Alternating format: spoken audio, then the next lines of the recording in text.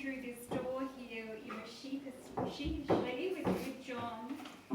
And as I came into this room, I was really struck by the juxtaposition of the small scale of the space. It's a very intimate space. It's a beautiful space, I need to say to Narita. It's beautiful. But it's intimate and it's small. So the physical space for this exhibition is small, but the ambitions of the exhibition are very big. So the exhibition's themes are very universal, and John and Narita were very quick to talk me through the exhibition and explain that the exhibition is really about the story of humanity. And at the centre of the exhibition, you'll see here this group of 4 works titled Alexandra, and they form the nucleus, and the other works rotate around it. And as they spoke to me, it was about humanity.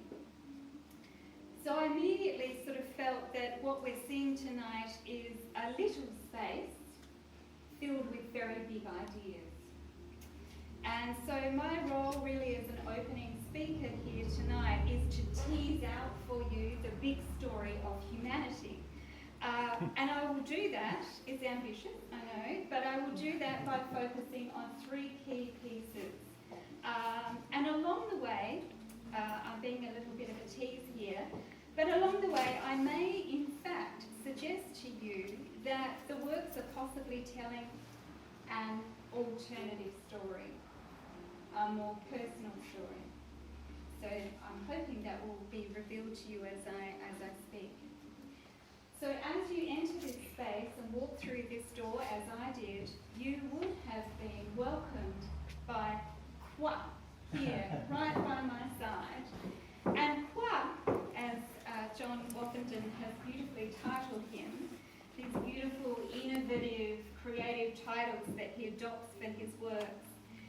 Kwa is an arcing, as you can see, he arcs, he's amorphous, he's figurative, and for me, he's quite a fantasy form. And so he is, when we're walking around and John goes, oh, this is Kwa. I go, okay, hello Kwa. And positioned here at the doorway to welcome you.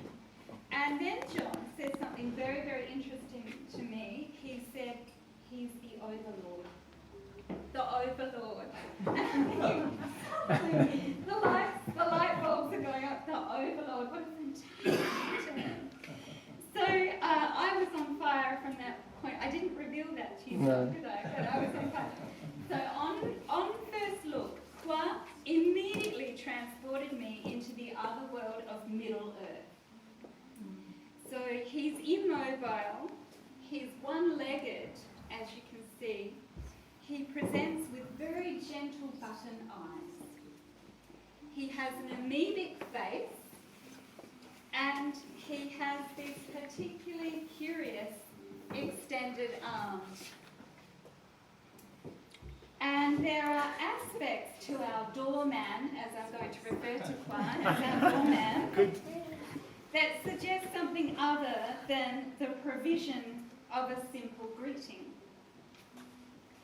He gestures a welcoming extended arm, but we may question, why is it his hand, that all-important part of our body, that first critical point of contact that we all make? Why, I ask you all, you may be able to help me out here, why, John, is it obscured? Why is his hand covered? Why is it limited? I'm getting tough here. Why is it limited? Why is his hand restricted? Why is Kwa's hand shielded? And I wondered to myself, is he gesturing to protect us from something as he welcomes us? Is he protecting us? Is he trying to warn us of something? But John, I have no reason to doubt that you see Kwa as our overlord. I know you're speaking the truth. But I can't help but read him as more of a metaphor for our great overlord, They, like Qua, have no hands. They can't feel. And despite the promise of public and outward gestures of signalling to people, our great overlords are incapable of touching. They're incapable of connecting with everyday people. So I felt quite moved by Qua, because I felt he was a very metaphorical figure and very moving and complex. And then when I was writing this, I thought, John's going to turn around and say, oh, but Tracy, he's just holding a hat. No, Is he holding a he's hat? not. He's doing No? what you were saying. I'm on the money. Okay, great, good. I'm glad I'm paying for my hat. So he is a wonderful, complex, multi-leveled figure here that we have greeting you as you come in the door. That's number one. And similarly, as you look around the exhibition, we move on with our story of humanity. That's what Neruda and John told me when I entered the space. This is a story about humanity. And in this space, we recognise, actually, I found myself recognising myself in the inverted floating figure of Aquaback, another great title by John. Aquaback is over here. There he is, inverted, and he's floating there, over there. Now, Aquaback, as you can all see, I hope you can all see him, he's focused on a task, and many of us have been focused on tasks. And he's actually, when you carefully study him, he's pushing against physical forces. Aquaback is actually in search of something much deeper. He's searching something just beyond our sight. And if you go up and have a look at Aquaback, you will have a look inside that cylinder and you'll see what he's reaching for. So he's pushing deep and he's reaching. So he is in fact the metaphorical explorer. He is the explorer struggling against the forces of nature. Now I think, is Aquaback going to succeed? This figure here, is he going to reach his goal? I'm not sure. Will he find what it is that he's seeking inside that darkened metal cylinder? It's a mystery. But it's exactly here that everything becomes very important, because it's exactly here where we witness John Woffenden, the magician. Okay, so John is in fact the master of illusion, because although in our minds, our logical minds, our rational minds, I don't identify that well with logical, rational minds, but in our logical minds, we know that this figure, this Aquaback figure, he's static, he's not moving. He's made from heavy metal, he's bronze. But there is a clever optical deceit at play here. His splayed legs, his extended arm, and his textured surface make him appear buoyant. If you have a look at him, you can suddenly see, in fact, he's floating. He's floating in water. And it's as though he is shifting and moving underwater. So the work actually defies logic. It suggests, this is where the magic of art comes in, thank you, John. The work suggests what is not there. So the work is suggesting the presence of water. The presence of water is not there. The work is suggesting weightlessness, and it is also suggesting movement. But we know that that figure, that bronze figure, is not moving, but it's suggesting movement. This is the magic of a really great artist. And this is the mercurial poetry of sensory perception and the wonder that occurs in the realm between what is, what we know, what our rational logic mind tells us, and what we imagine. So that is the real beauty of your work, John. So John, like any successful, important artist worth looking at, is truly the master of technical illusion. For example, we see I'm scanning the room to find him, a very simple, single, tiny little point of contact over here. This sculpture at the back here is called Shalomot. If you could all, and I'm hoping you can all see Shalomot at the back here. Shalomot, his contact point, the entire contact point for this piece of sculpture is about the size of a 5-cent coin, which apparently is going out of circulation, but beside the point. You get the sense of scale. So the entire point for this work is anchored by a contact area between the ball of his foot. Can you see his foot there? Is anchored to the plinth. And that point of tension holds the entire full flight of the human form of Shalomot. It's all anchored together by that. So that little tiny concentrated axis point between the ball of his foot anchors the whole work and the whole expressivity of that work together. Again, this is the magic. This is what looks so effortless. I assure you it's not easy to achieve this effect. So Shalomot over here, our friend Shalomot, presents in a very dramatic way. His body is open-chested. You see how he's extending his arms? He's open-chested. His back is arched. His arms are outstretched. And when I first saw Shalomot, I was thinking, is there some kind of adversarial force at play here?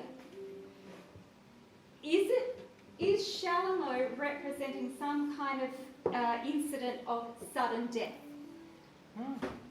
Is he a classical warrior wounded in battle?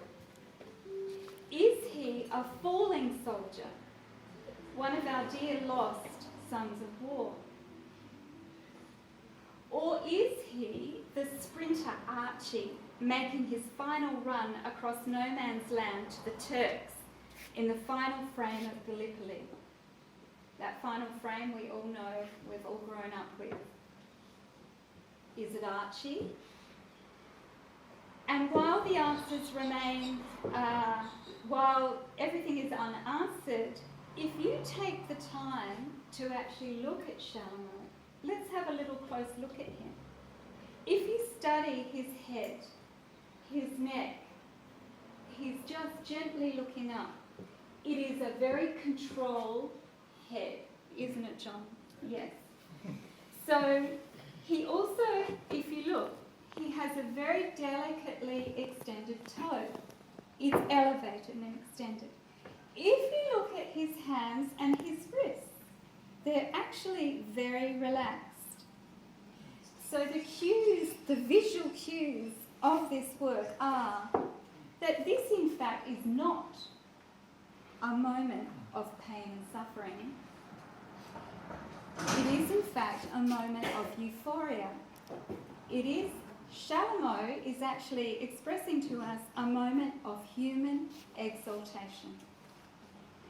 And what's important about this particular point is it reflects, almost without exception, a wider theme in John Woffenden's practice.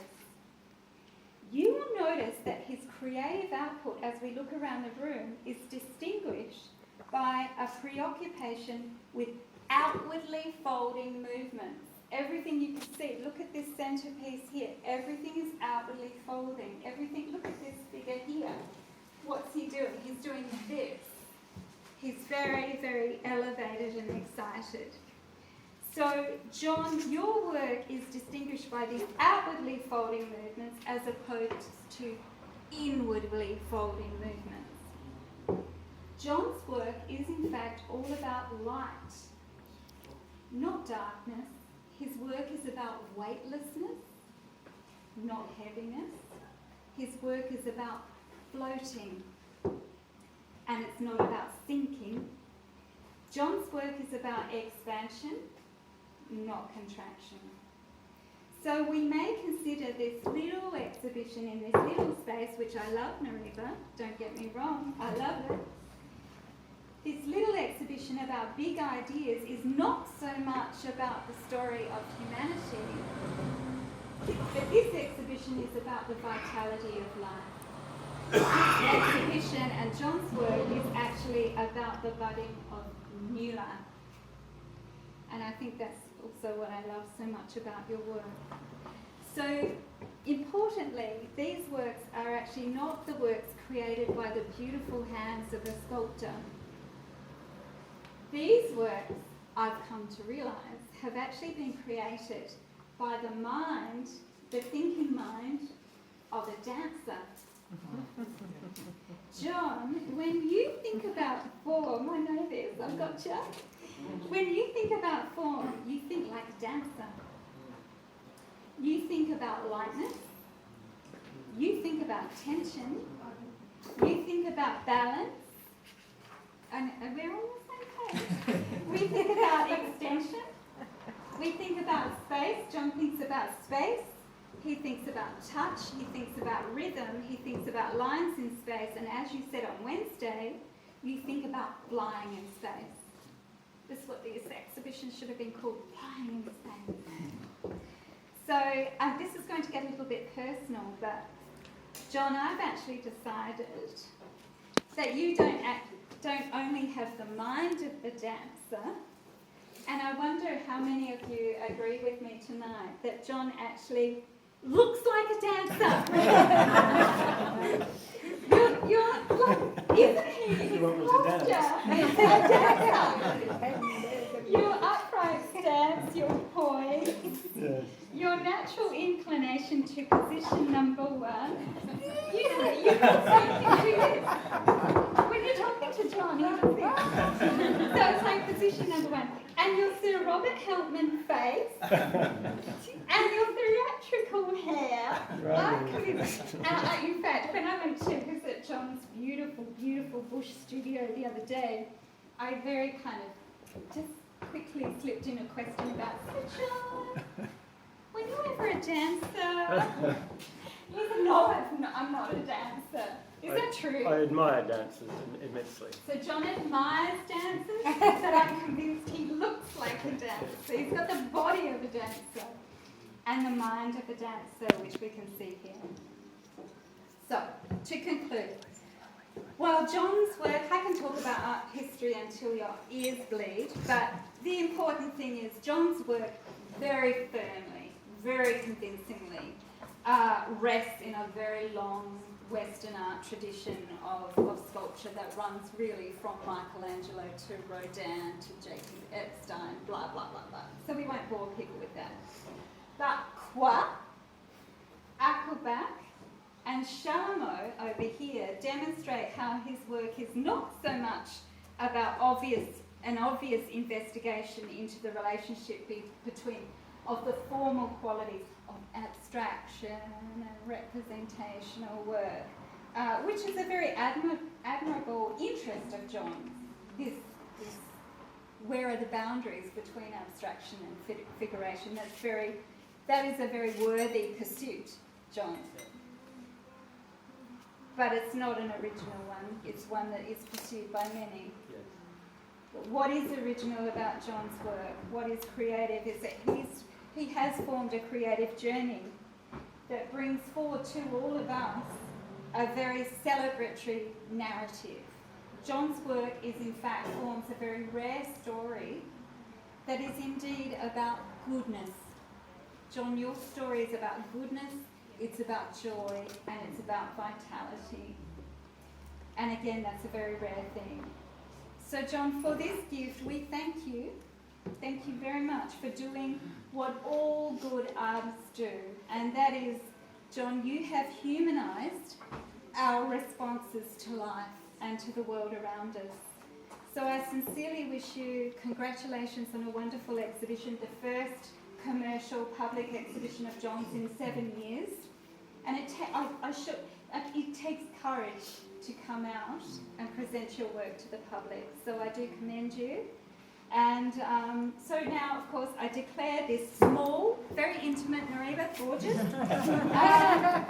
but very big exhibition in terms of concepts. I do declare this small but big exhibition, Forms in Space,